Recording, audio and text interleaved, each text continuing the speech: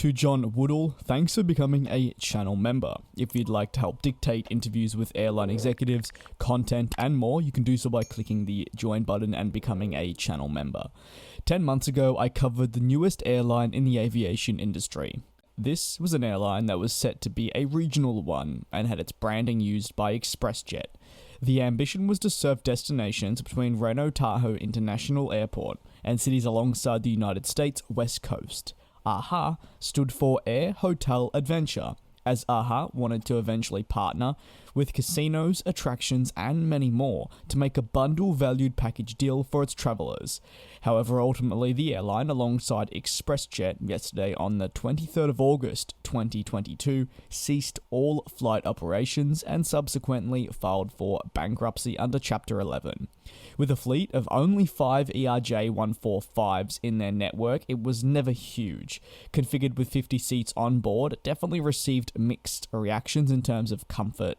They did operate various routes to Nevada, Washington, and California. ExpressJet launched back in the mid-1980s and has since then been ever present within the US industry, working with the likes of United Airlines under United Express.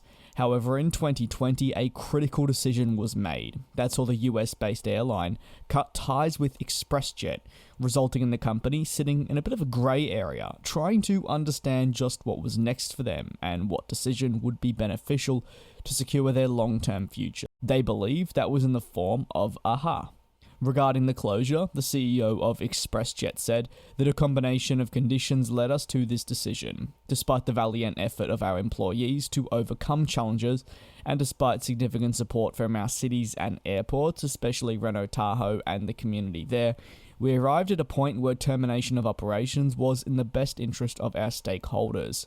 Ultimately, low revenues, slow growth, and an increase in fuel prices left the airline and company really unable to keep up. The rising fuel prices is something we've been seeing that has affected many airlines around the world.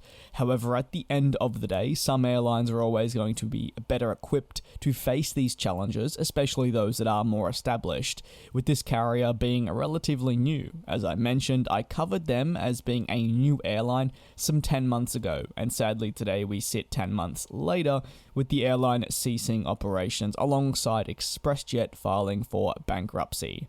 Many people did make mention of the weird routes, the lack of marketing, and the unique but also not appealing branding. Alongside that, generally just poor decisions that potentially led the airline to where it is today.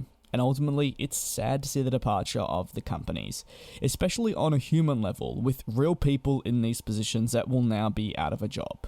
To Jaden, Daniel, Jam, Stefan, Al Walid, Eric, the FlashCubing, Will, Don, Austin 9, and Leslie, thanks for being cabin crew and members. If you have any thoughts on the closure of AHA Airlines and also ExpressJet, you can let me know down below in the comments. Thank you once again for tuning in, and I will see you next time.